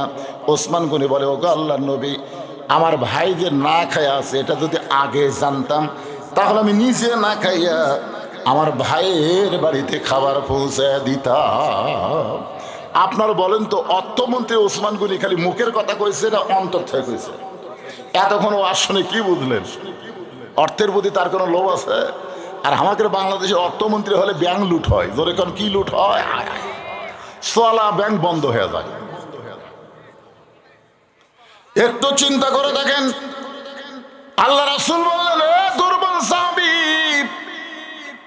নামাজ যখন শেষ হয়ে যাবে, আসরের নামাজটা যখন শেষ হয়ে যাবে, তখন তুমি ওসমানের কাছে যাবা। ওসমান এমন দেওয়া দিবে তোমার আর কোনো দিন না খেয়ে থাকা লাগবে না। আজকের দিনে তুমি বসে বসে নামাজ পড়ো, দাঁড়াবার যখন পারতেছে না, কিন্তু নামাজ শেষ হয়ে গেলে তুমি ওসমানের কাছে যাবা। ওসমান এমন দেওয়া দিবে তোমার না খেয়ে থাকা লাগবে না। ওই দুর্বল সাহাবী ফোঁপায় ফোঁপায় কান্না শুরু করে দিল। আল্লাহ রাসূল বলে, তুমি আবার কান্দো কেন? নামাজ শেষ করে ওসমানের কাছে যাবা, তুমি আবার কান্দো কেন? সাহাবী বলতেছে, রাসূলুল্লাহ, ইয়্যাকা না'বুদু ওয়া ইয়্যাকা নাস্তাইন। নামাজের মধ্যে লা সালাতা ইল্লা বিফাতিহাতিল কিতাব, নামাজ হবে না যদি সূরা ফাতিহা না পড়ে। ধরে কোন কথা ঠিক কি না? যদি আপনি মাগরিবের নামাজ পড়েন, এশার নামাজ পড়েন, ফজরের নামাজ পড়েন, তখন ইমাম সাহেব সূরা ফাতিহা পড়তেছে, ওই সময় আপনার পড়া লাগবে না, ইমাম পড়বে, আপনি শুনবেন। ওয়াইযা কুরিয়াল কুরআনু ফাসতামিউ লাহু ওয়া আনসিতু লাআল্লাকুম তুরহামুন। কিন্তু যেই নামাজে ইমাম সূরা ফাতিহা পড়তেছে আপনি শুনবার পারতেছেন না, ওই নামাজে আপনি সূরা ফাতিহা পড়বেন। আপনি যখনই সূরা ফাতিহা পড়বেন তখন আপনি স্বীকারোক্তি দিলেন, ইয়্যাকা না'বুদু ওয়া ইয়্যাকা নাস্তাইন। আমি গোলামি করি কার? আমি সাহায্য চাই কার কাছে? দুর্বল সাহাবী বলতেছে, ইয়া রাসূলুল্লাহ, আমি 3 দিন হলে না খেয়ে থাকার কারণে আমার দেহ দুর্বল হয়ে গেছে, আমি দাঁড়াবার পারতেছি না, কিন্তু আমার ঈমান বলতেছে আল্লাহ আমাকে সাহায্য করবে, আল্লাহ আমাকে সাহায্য করবে। যতক্ষণ পর্যন্ত আমার ঈমান বলবে আল্লাহ আমাকে সাহায্য করবে, ততক্ষণ আল্লাহ বাদ দিয়া আমি দুনিয়ার কোনো ওসমানের কাছে যাব না। রাসূল কি বলেছেন? নামাজ শেষ করে কার কাছে যাও? কথা কয় না, কার কাছে যাও? আর সাহাবী কি বলতেছে? এখন পর্যন্ত আমার ঈমান দুর্বল হয়নি, দেহ দুর্বল হচ্ছে, ঈমান এখন পর্যন্ত বলতেছে আল্লাহ দিবি। কে দিবি? যতক্ষণ পর্যন্ত আমার ঈমান বলবে আল্লাহ দিবে, ততক্ষণ পর্যন্ত আমি আল্লাহ বাদ দিয়ে দুনিয়ার কোনো ওসমানের কাছে যাব না। সঙ্গে সঙ্গে রাসূল বললেন, আজকে আসরের নামাজ দেরিতে হবে। আজকে আসরের নামাজ কি হবে? দেরিতে হবে। এই বলে আল্লাহ রাসূল এই মসজিদের মেহরাব থেকে ওই দুর্বল সাহাবীর দিকে রওনা দিচ্ছেন। দুর্বল সাহাবী এমন কথা বলেছে যে কথা কেউ বুঝবার না পারলেও আল্লাহর নবী বুঝেছে। জোরে কান সুবহানাল্লাহ। যার কারণে নবী আমার মেহরাব থেকে যখন দুর্বল সাহাবীর দিকে যাবার চায়, এমন সময় আইন মন্ত্রী, জোরে কোন কি মন্ত্রী? আইন মন্ত্রী হযরত ওমর নবীর জুব্বা টেনে ধরছে। আইন মন্ত্রী বোঝেন না? সব জায়গায় বেআইনি চলবে। আইন মন্ত্রী, আমাদের দেশের আইন মন্ত্রী তো 15.5 বছর কি করলো ভাই? এমন বেআইনি করছে যে নৌকার মাঝি হয়ে পলাবার আছে। তোর এখন কথা ঠিক কিনা? সারা জীবন যে নৌকা নৌকা করলো, এই নৌকার চেয়েও বাঁচলো না। লুঙ্গি পরে আইন মন্ত্রী পলাচ্ছে, এটা আইন। একটু মনোযোগ দেন হযরত ওমর আইন মন্ত্রী, যে ওমরের সামনে আল্লাহ তাআলা কোরআনের মধ্যে 23টা আয়াত নাজিল করেছে। জোরে গান সুবহানাল্লাহ। সেই হযরত ওমর আল্লাহ নবীর জুব্বা ধরে বিনয়ের সঙ্গে বলতেছে, ইয়া রাসূলুল্লাহ, আপনার জুতার পরশে আল্লাহর আরশ ধন্য হয়ে যায়। সুবহানাল্লাহ কবেন না? আপনারা বলেন তো, আমাদের নবীর জুতার পরশে আল্লাহর আরশ যে ধন্য হয়েছে, এ ব্যাপারে সন্দেহ আছে নাকি? তোর পাহাড়ের ধুলি লাগিয়া মুসা নবীর সম্মান বেড়ে যায়। তোর পাহাড়ের ধুলি লাগিয়া মুসা নবীর সম্মান বেড়ে যায়। নূর নবীজির জুতার ধুলায় আল্লাহর আরশ ধন্য হয়। সাল্লাল্লাহু আলা মুহাম্মাদ সাল্লাল্লাহু আলাইহি ওয়াসাল্লাম। সাল্লাল্লাহু আলা মুহাম্মাদ সাল্লাল্লাহু। ওগো আল্লাহর নবী, আপনি দুর্বল সাহাবীর কাছে যাবেন কেন? আপনি বিশ্বনবী, বিশ্ব নেতা, সুবহানাল্লাহ না? আপনি দুর্বল সাহাবীর দিকে যাবেন কেন? বরং আপনি হুকুম দেন, আমরা ওকে চ্যাং দোলা করে, ধরে কোন কি দোলা, চ্যাং দোলা বলেন না, এরকম হাতের উপর করে নিয়ে আপনার সামনে হাজির করতেছি। হুজুর আপনি যাবেন কেন? কি মনে করছেন? রাসূল আসরের নামাজ পড়ে কেবল সাহাবীর দিকে মুখ ঘুরাচ্ছে, এমন সময় দেখে একজন সাহাবী পিছন দিকে দাঁড়িয়ে আছে। আল্লাহ রাসূল বললেন, এজলেস এজলেস, বসো। সাহাবী বলছে, হুজুর আমি একজন রাখাল, তো আমি উর্দুম বা চড়াই হযরত বেলাল যখন আযান দিল, এত দূরে আমি ছিলাম, আস্তে আস্তে দেখি মসজিদের ভিতরে জায়গা শেষ, বারান্দা তো জায়গা শেষ, আমি সবার শেষে আপনার পিছনে নামাজ পড়েছি। হুজুর আপনি যখন আসরের নামাজের পরে কিছু বলতেছিলেন, আমি দূরে বসে শুনবার পাই, কিন্তু আপনার পবিত্র চেহারা আমি ঠিক মতো দেখবার পাই না। এই দাঁড়িয়ে দাঁড়িয়ে আপনার পবিত্র চেহারা দেখে আমার কলিজা বড় শান্তি পায়। এই কথা শোনা মাত্র রাসূল বললেন, সাহাবেরা তোমরা মাঝখানে রাস্তা করে দাও, মাঝখানে রাস্তা করে দাও। সমস্ত সাহাবী নড়ে সরে মাঝখানে যখন রাস্তা করে দিছে, এমন সময় আল্লাহর নবী উঠছে। সাহাবীরা ভাবতেছে, কে রে মাঝখানে রাস্তা করে দিল, নবী এই সাহাবীকে ডাক দিবে, ওই রাখালক ডাক দিবে, কিন্তু নবী রাখাল সাহাবীরে ডাক না দিয়ে নিজেই যাচ্ছে। ইমাম মালিক বলেছেন, শোনো, তুমি পৃথিবীর যেখানেই থাকো না কেন, রাসূলের মহব্বত, রাসূলের সুন্নাত, রাসূলের আদর্শ যদি গ্রহণ করো, তুমি মদিনায় যাবার না পারলে কি হবে, মদিনার নবীকে আল্লাহ তোমার ভাঙ্গা বাড়িতে পৌঁছায়া দিবে। আপনার বলেন তো, আল্লাহ নবী যে ওই সাহাবীর কাছে যাচ্ছে, এটা এমনি এমনি যাচ্ছে? ওই সাহাবীর ভিতরে এমন একটা মহব্বত, এই মহব্বতের পারে নবী ভিতর থেকে সাহাবীর কাছে যাচ্ছে। আজকে আমাদের ভিতরে সেই মহব্বত তৈরি করার দরকার আছে না নাই? এই মহব্বত কি দিয়ে হবে? মুখে মুখে দিয়ে হবে না তো। নবীর আদর্শ গ্রহণ করা লাগবে। শুধু নবীর প্রতি দরুদ পড়ি, নবীর সালাম করে মসজিদের ভিতরে, কিন্তু নবীর সমাজ গড়ার কাজে যাদের দ্বন্দ্ব মনে বাজে, নবীর সমাজ গড়বি না, কিন্তু নবীর খালি দরুদ পড়ি আর সময় খাবি না। শোনেন, নবীর ভালোবাসা আর নবীর আদর্শ গ্রহণ করা, এইটা দুইটা এক না। নবীরে ভালোবেসেছিলেন আবু লাহাব, নবীর জন্মের কথা শোনার সঙ্গে সঙ্গে দাসীকে আবাদ করে দিলেন। জোরে কোন কথা ঠিক কিনা? নবীকে ভালোবেসেছিলেন আবু তালেব, নবীকে লালন পালন করেছেন। এরপরও দুইটা চাচা, আবু তালেব জাহান্নামে হবে, আবু লাহাবও জাহান্নামে হবে।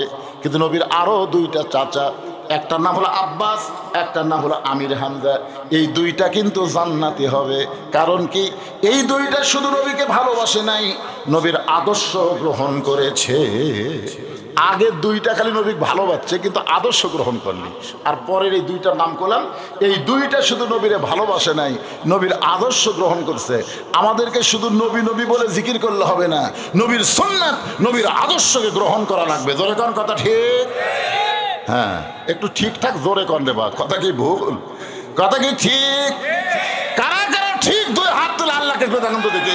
লিল্লাহে তাকবীর। হাত নামান, একটু মনোযোগ দিয়ে শুনবেন। আল্লাহ রাসূল বললেন, ওমর, যে দুই চোখ দিয়ে তুমি দুর্বল সাহাবী দেখতেছো, যে দুই চোখ দিয়ে তুমি দুর্বল সাহাবী দেখতেছো, যে দুর্বল সাহাবীকে ত্যাং দোলা করে আমার কাছে নিয়ে আসবে, এই দুই চোখ বন্ধ করো, এই দুই চোখ বন্ধ করো। কারণ দুই চোখই মানুষকে বেশি সর্বনাশের মধ্যে ফেলে দেয়। জোরে কার কথা ঠিক কেন? এই দুই চোখ, এই দুই চোখ, এটা কার বাড়ি রে? আরে সেই বাড়ি রে। আপনি বলেন, তুই কয় চোখ দিয়ে দেখছে? আর দুই চোখ দিয়ে যদি, অন্তরের চোখ দিয়ে যদি দেখতো, মিশে মায়াই বন্দি থাইকা করলাম কত খেলা, পশ্চিমে তাকায়া দেখো তোমার ডুইবা গেছে বেলা। কি সুন্দর বাড়ি, খালি ভূমিকম্প ভূমিকম্প হতো দেখি। আপনি বিল্ডিং ধরে থাকবি। এই কয়েকদিন আগে ঢাকার ভূমিকম্প হচ্ছিল, এত ফোর্সে নামছে ভাই। কে বাড়ি? অনেক লোক কয় এখন তো ভূমিকম্প হলে রাস্তা থাকবো, আল্লাহ কয় রাস্তাও ফাঁক করে দেবো তোর। তার মানে ভূমিকম্প হলে ওই নিরাপদ রাস্তা খুঁজে, আরে পাগলা ভূমিকম্প যেন না হয় সেই ব্যবস্থা করা লাগবে। তোর কার কথা ঠিক কিনা? মানুষের তৈরি করা আইন চলবে না। 90% মুসলমানের দেশে শুধু কোরআন শুনলে হবে না, কোরআনের আইন অনুযায়ী চলা লাগবে। আসমানের গজব জমিনের গজব থেকে আল্লাহ হেফাজত করবে। তোর কার কথা ঠিক কিনা?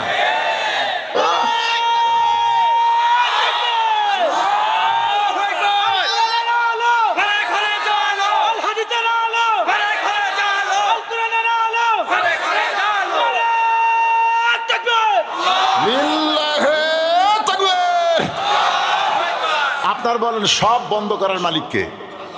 আমরা যতই বিল্ডিং এখন কয় হুজুর ভূমিকম্পর দিকে খেয়াল করে ইঞ্জিনিয়ার বলা লাগবে বিল্ডিং তৈরি করে। সারা পাগলা, ভূমিকম্প হবে না, গজব হবে না, কোনো কিছুই আল্লাহ দিবে না। ঠিক কিনা? করবে কিছু নিয়ম আছে না নাই? একটু মনোযোগ দিয়ে শুনবেন। আল্লাহ রাসূল বলে, ওমর, যে দুই চোখ দিয়ে তুমি দুর্বল দেখতেছ, দুর্বল সাহাবী দেখতেছ, ওই দুই চোখ বন্ধ করো। ইত্তাকু ফিরাসাতাল মুমিনিনা ফাইন্নাহু ইয়ানজুরু বিনুরিল্লাহ লা ইলাহা ইল্লাল্লাহ।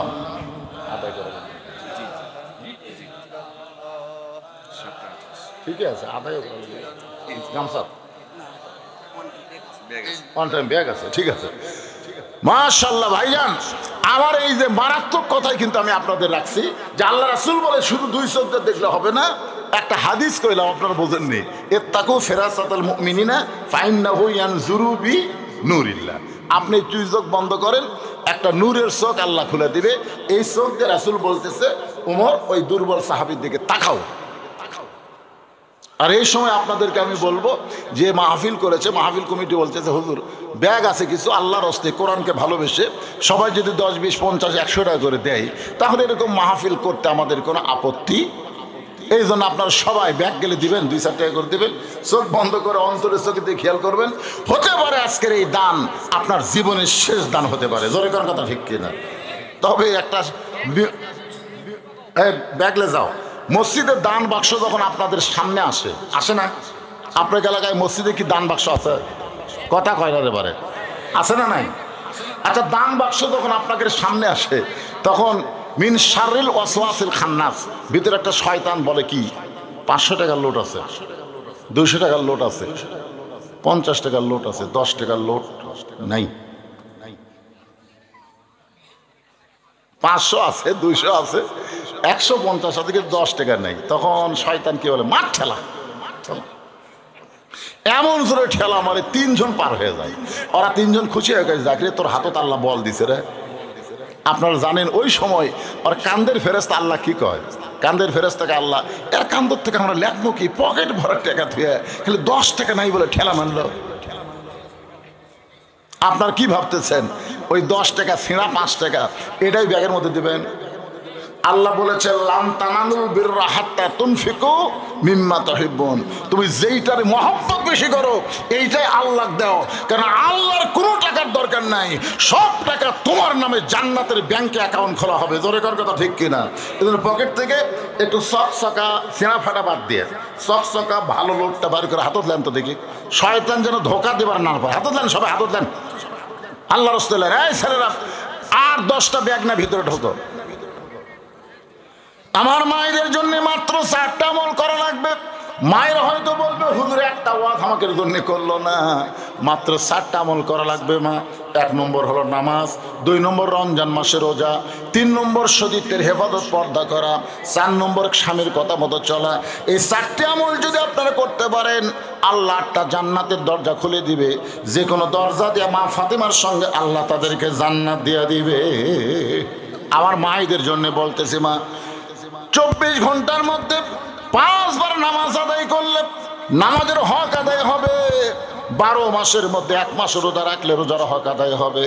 স্বামী যখন খেদমত চাবে তখনও স্বামীর খেদমত করবেন, স্বামীর হক আদায় হবে।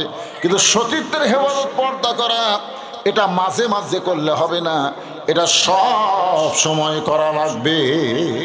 আল্লাহ রাসূল ফাতেমাকে কাছে নিয়ে বললেন, ফাতেমা তুমি কি কখনো মনে করো তোমার বাবা বিশ্ব নবী বলে আল্লাহ তোমাকে জান্নাত দিবে।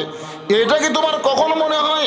ফাতেমা বলতেছে, বাবা আমার সবসময় মনে হয় যার বাবা বিশ্ব নবী আর বিশ্ব নবীর খেতিরে তার মেয়েকে জান্নাত দিবে।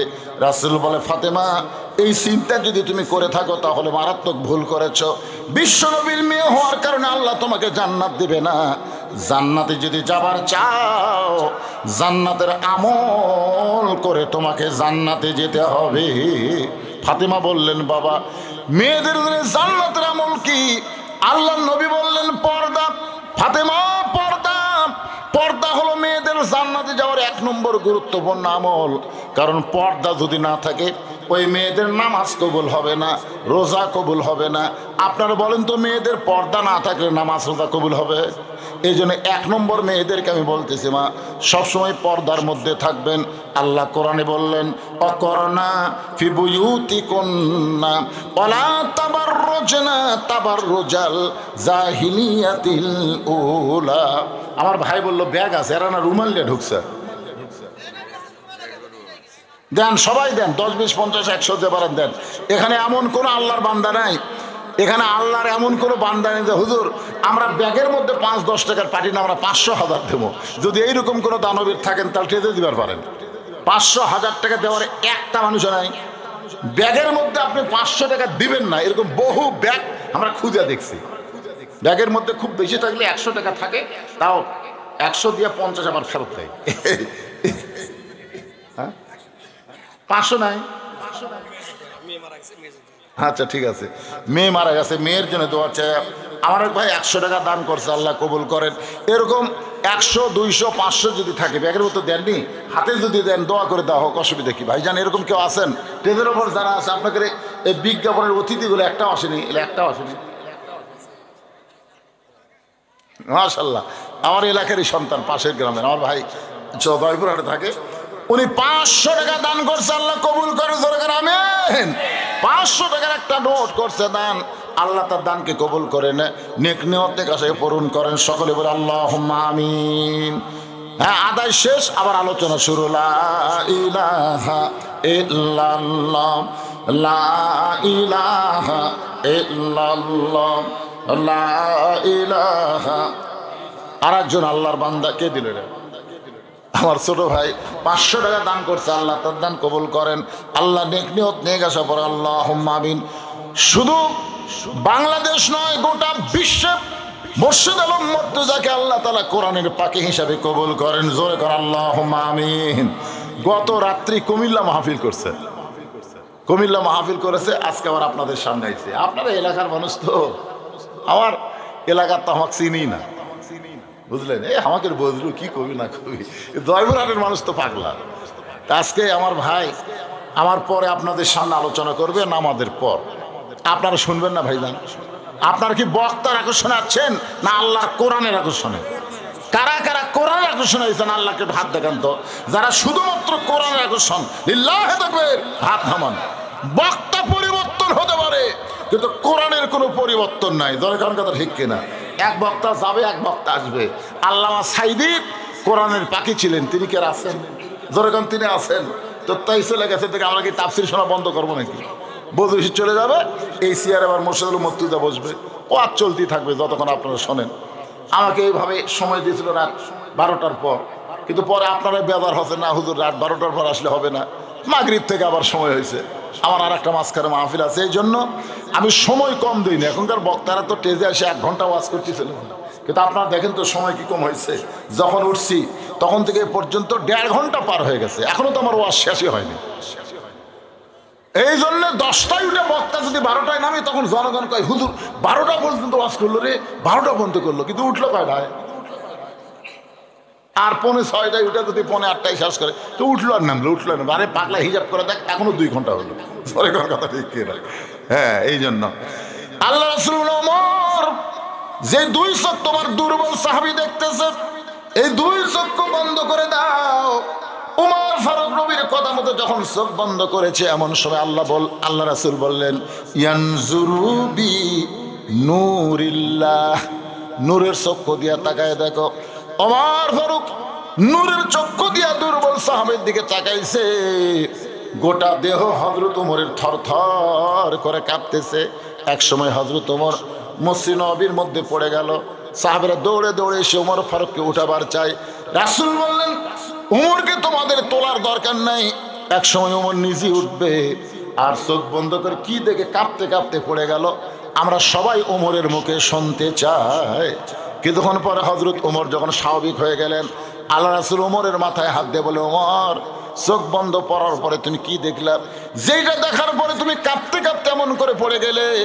ওমর ফারুক বললেন, ইয়া আইয়ুহাল্লাযীনা আমানুস্তাঈনু বিস-সাবরি ওয়াস-সালাহ ইন্নাল্লাহা মা'আস-সাবিরিন। ধৈর্য আর নামাজ 3 দিন ধরে না খেয়ে আছে, এরপরেও তার এমন ধৈর্য, দাঁড়াবার পারে না, বসে সামনে কাতারে।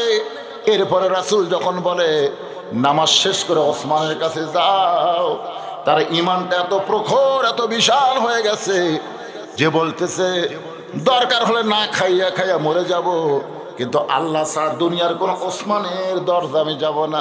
ওগো নবী, আমি ওমর যখন নূরের চোখ দিয়ে তার দিকে লক্ষ্য করে দেখি, তাকায় দেখি তার ঈমানটা এত বিশাল। আল্লাহ রাসূল বললেন, কত বিশাল? ওমর ফারুক বললেন, আসমানের সূর্য যদি এখন আসমান থেকে টান দিয়া ওই দুর্বল সাহাবীর বিশাল ঈমান যদি আসমানে লটকানো হয়, এর সূর্যের চাইতেও বেশি আলোকিত হয়ে যাবে। আপনারা বলেন তো, আমাদের এমন ঈমানের দরকার আছে না নাই? আর এই ঈমান পাবো কোন জায়গায়? নামাজের মাধ্যমে। আজকে বাংলাদেশে মানুষ নামাজ পড়ে, নামাজ পড়ার কথা কোরআন হাদিসের কোনো জায়গাতে নেই। নামাজ কায়েমের কথা আছে, জোরে কোন কথা ঠিক কিনা? আপনারা নামাজ যদি কায়েম চান, তাহলে আমরা সবাই বলবো সব দেখা হলো শেষ, আগামীতে দেখবো আল্লাহর কোরআনের বাংলাদেশ। জোরে কোন কথা ঠিক কিনা? এই কোরআন ওয়ালারা যখন আল্লাহ ক্ষমতা দিয়ে দিবে, তখন সিয়ার পায়াই তারা পদ্মা সেতু ভুলে যাবে, যমুনা সেতু ভুলে যাবে, সব কাজই তারা করবে, কিন্তু নাম্বার 1 কাজ হলো আকামুস সালাত, নামাজ কায়েম করবে। জোরে কোন কথা ঠিক কিনা? নামাজ যখন হয়ে যাবে, আপনার ছেলেকে নিয়ে আপনার টেনশন করা লাগবে না। ওই দৈনিক 5 বার মসজিদে হাজিরা দিয়ে নামাজ যখন আদায় করবে, তখন আল্লাহই দায়িত্ব নেবে, ইন্নাস সালাতা তানহানিল ফাহশাই ওয়াল মুনকার। একমাত্র নামাজে বলে মানুষকে যাবতীয় বেহুদা এবং অশ্লীলতা থেকে হেফাজত করে দিতে। আপনার যুবক ছেলের হাতে মোবাইল থাকবে, কিন্তু 5 ওয়াক্ত নামাজ কায়েম করার কারণে, জামাতে নামাজ পড়ার কারণে মোবাইলের অশ্লীল ভিডিও সে দেখতে পারবে না। দেখবার চাইলে নামাজের নূর এসে বলবে, কেউ না দেখলো আল্লাহ দেখতেছে পাগলা, আল্লাহর সামনে তুই অশ্লীল ভিডিও কেমনে দেখবি? আর যে বেটারা নামাজ পড়ে না, এরা দরজা জানলা বন্ধ করে কাম সারে, কেউ দেখতেছে না, কেউ দেখতেছে না। ধরে কোন কথা ঠিক কিনা? এই নামাজ যখন আদায় করবে, আল্লাহ বলেছেন, ফালিয়াবুদু রাব্ব হাযাল বাইত আল্লাযী আত'আমাহুম মিন জু'ইন ওয়া আমানাহুম মিন খাউফ। ওই ঘরের মালিকের তোমরা গোলামি করো, নামাজ পড়ো, তোমাদেরকে 2টা পুরস্কার দেওয়া হবে। 1 নম্বর পুরস্কার হলো তোমার চাকরির চিন্তা করা লাগবে না, তোমার কোনো কিছু নিয়ে চিন্তা করা লাগবে না, কারণ তোমার রিজিকের দায়িত্ব আল্লাহ নিজেই নিবে। ধরে কোন কথা ঠিক কিনা? এখন আমরা বেকারত্ব নিয়ে খুব বিপদে আছি। নামাজ শুরু করে দেন, আল্লাহ একটা রিজিকের ব্যবস্থা করে। এই কথা কে বলেছে? বক্তা না আল্লাহ।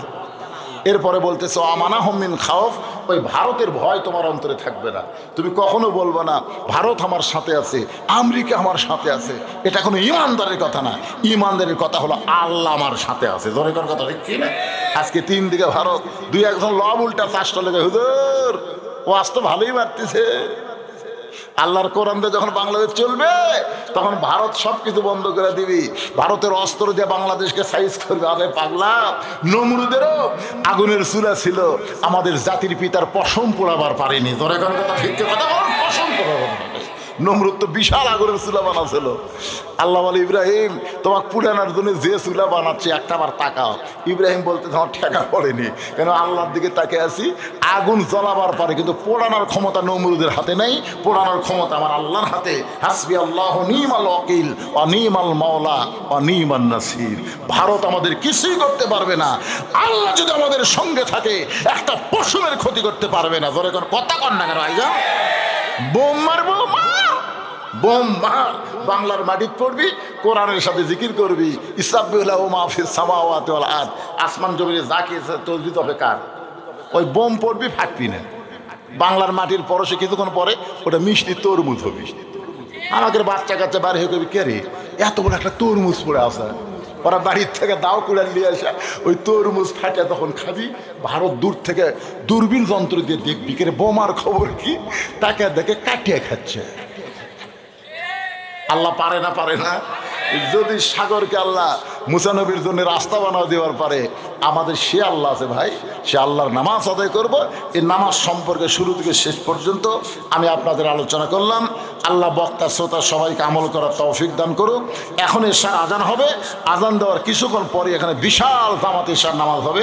আল্লাহ সবাইকে নামাজে শামিল হওয়ার তৌফিক দান করুক। সকলে বলে আমিন। আসসালামু আলাইকুম।